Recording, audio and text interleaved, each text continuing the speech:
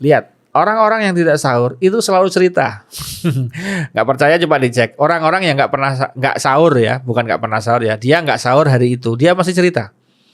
Ini bukti kalau ada apa-apanya. Contoh, ada orang nggak sahur nih, dia mesti cerita di kantor atau ketemu. Wah, aku rasa sahur deh mau.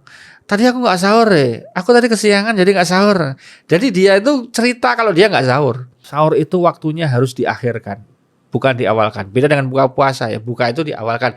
Kalau sahur itu diakhirkan. Karena sahur yang menyenangkan itu membuat puasanya bergairah. Nah, bagaimana sih sahur yang menyenangkan? Itu ada rumusnya.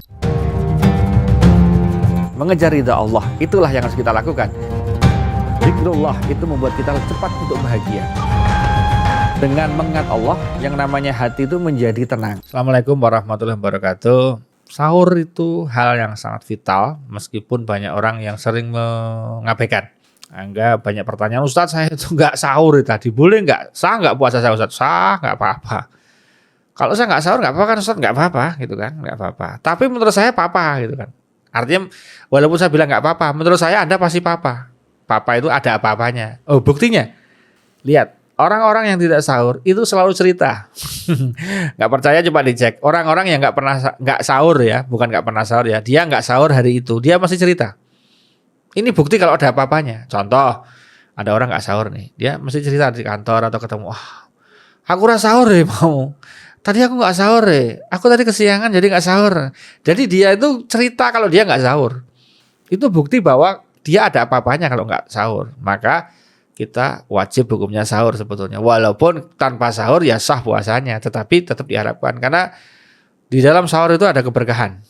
Nah, pertanyaannya bagaimana sih sahur yang benar gitu kan, yang tepat, itu ada rahasianya. Yang pertama, sahur itu waktunya harus diakhirkan, bukan diawalkan. Beda dengan buka puasa ya, buka itu diawalkan. Kalau sahur itu diakhirkan. Maka ketika kita mau sahur, upayakan kita diakhirkan, mendekati imsak, mendekati subuh itu boleh. Jadi mungkin kalau kita bicara waktu subuh jam 4:30, kemudian waktu imsaknya itu mungkin jam 4:15 gitu kan. Maka ya kita sahur yang paling aman ya 3:30, 4:kurang 1/4 nggak apa-apa. Jadi ada setengah jam menjelang imsak, setengah jam menjelang subuh itu diperbolehkan. Karena imsak itu masih boleh makan, masih boleh minum. Yang penting dipercepat karena sudah mau subuh. Jadi imsak itu peringatan sudah mau datangnya subuh.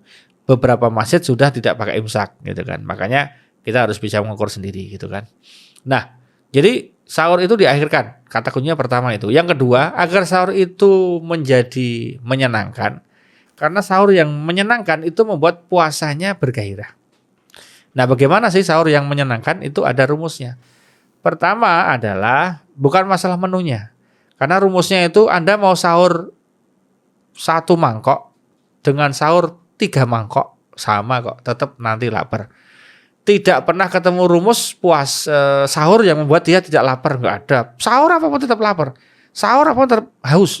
Nah, pertanyaannya sahur yang benar itu kayak apa sih? Yang pertama adalah benar waktunya ya, jadi waktunya diakhirkan. Yang kedua adalah ketika sudah bangun dari tidur, itu jangan langsung ke dapur, jangan langsung ke tempat makan. Karena banyak orang ketika sahur itu langsung ke tempat makan, dia pasti krip-krip. Kalau istilah Jawa itu jadi matanya masih gini, dia belum istilah komputer yang dihidupkan, dia masih booting gitu kan. Ya belum 100% bisa dipakai. Maka ketika orang bangun tidur langsung ke dapur, langsung hadapan makanan, pasti nggak bergairah. Yang penting dia asal makan nggak sampai habis dia udah tidur lagi. Kenapa? Dia orangnya masih nggak bisa 100%. Makanya ketika bangun usahakan kita ke kamar mandi dulu. Syukur malah bisa mandi, itu keren. Mandi seger-seger udah seger gitu kan. Kalau nggak mandi ya minimal cuci muka, gosok gigi dan semuanya, atau pokoknya biar fresh dulu, biar begitu fresh seger. Nah, baru kita datang ke tempat makan. Nah, ketika makan, menunya sebetulnya pengaruhnya di menu itu sangat luar biasa. Rasulullah itu menunya tidak seperti kita yang macam-macam makanannya. Tapi Rasulullah itu kuat puasanya, perang juga kuat, pas puasa nggak ada masalah. Padahal hanya dengan kurma dan air zam-zam gitu udah kuat. Karena kurmanya memang kurma pilihan, kurmanya luar biasa.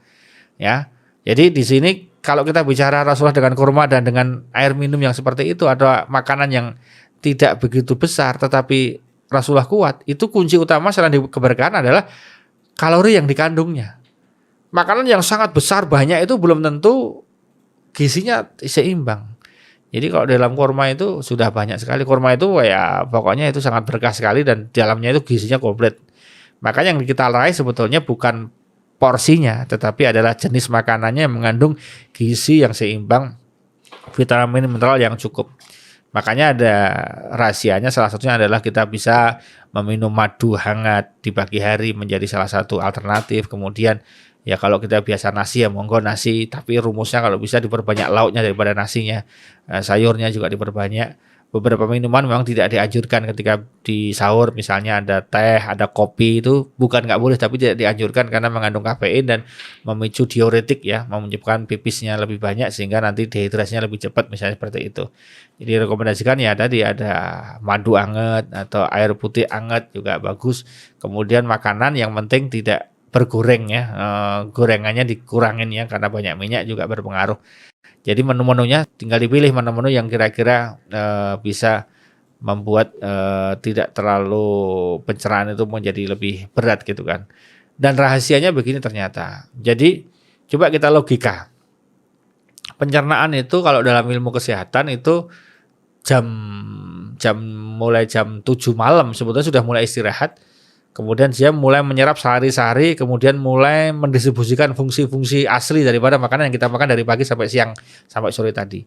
Jadi jam 7 itu sampai dengan malam dia sudah berhenti. Ya, pencernaannya sudah mulai istirahat karena sudah mulai diserap zat-zat gizinya. Nah, kemudian dari jam 3 pagi sampai dengan pagi jam 9 itu pengeluaran sisa makanan gitu kan. Nah, kenapa pas kita di pagi hari kenapa kita makan itu kan memperberat pencernaan.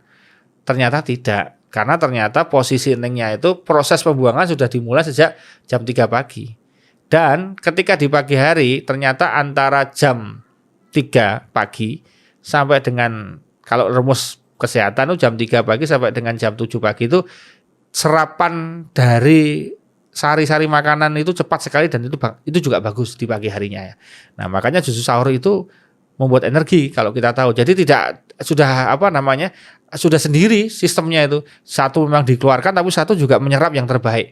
Jadi dua-duanya itu jalan dengan maksimal. Allah sudah mendesain. Jadi tidak mungkin Allah itu tidak mendesain kesehatan. Pasti mendesain kesehatan. Kenapa sahur itu sangat dianjurkan dan kalau bisa dilakukan. Nah, Allah sudah mendesain bahwa ketika kita memberi makanan di pagi hari tidak akan crash dengan proses pembuangannya, enggak. Justru beberapa dokter menyarankan menyerap makanan di pagi hari itu antara jam 3 sampai jam 7 pagi itu kan. Itu sangat bagus untuk zat-zat gizi cepat sekali terserap dengan maksimal.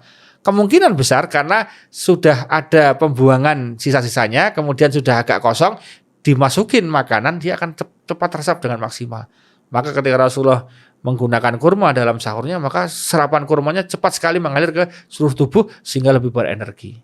Nah, jadi tidak perlu khawatir, desain dari sahur itu sudah Allah desain, manusia itu tetap tidak masalah pencernaannya dan dia menjadi lebih siap menjalani puasa selama 1 hari penuh. Nah, jadi sekali lagi walaupun sahur itu tidak wajib hukumnya, tetapi di situ ada keberkahan yang diraih. Dan jangan lupa di sini adalah ketika sahur porsi minumnya diperbanyak daripada porsi makannya sebetulnya karena dia juga ada kandungan air yang diharapkan menjadi cadangan selama nanti dia berpuasa. Nah, rumus agar sahurnya itu maksimal dan benar setelah sahur tidak boleh tidur, itu rumusnya. Nah, banyak sahur itu menjadi tidak pernah maksimal karena habis sahur langsung tidur. Apa nggak boleh tidur Ustaz? Boleh, tetapi 1 jam setelah sahur boleh tidur. Makanya kalau kita imsaknya katakanlah selesai kita nggak makan apa-apa itu 4:30 karena mulai 4:30 rata-rata 5:30, maka 5:30 dia baru boleh tidur. Dari 5:30 sampai 5:30 itu monggo ada yang ke masjid, ada baca Quran dan sebagainya, nanti baru 5:30 atau jam 6 kurang sedikit istirahat. Monggo, itu sangat bagus untuk memulihkan energi yang tadi malam mungkin tadarus, tadi malam tahajud, tadi malam tarawih, dipulihkan, kemudian habis itu beraktivitas kembali. Nah, rumusnya di sana. Jadi 1 jam setelah sahur nggak boleh tidur, itu rumusnya. Nah, ketika kita sahur langsung tidur, nah begitu bangun terasa lebih cepat hausnya, terasa lebih cepat laparnya. Kenapa? Karena di situ terjadi kekacauan metabolisme tubuh karena habis makan langsung tidur. Begitu. Nah, jadi mari kita bahagiakan sahur kita maksimalkan sahur kita sehingga kita menjadi Ramadan selama sehari penuh itu juga dengan bahagia, dengan ceria, tentu tidak dengan bermalas-malas ria, dengan lemes yang luar biasa ya. Baik, jangan lupa sahurnya tetap kita jaga, menu-menunya monggo dipenuhi dengan maksimal, waktu sahurnya diatur kembali, niatnya juga penting, dan terakhir sebelum saya tutup, jangan lupa doa ketika sahur mustajab, istighfar ketika sahur itu mustajab juga. Jadi mohon ampun kepada Allah ketika sahur itu mustajab, doa ketika sahur juga mustajab. Demikian, terima kasih. Assalamualaikum warahmatullahi wabarakatuh. Mengejar ridha Allah, itulah yang harus kita lakukan. Zikrullah itu membuat kita cepat untuk bahagia. Dengan mengingat Allah, yang namanya hati itu menjadi tenang.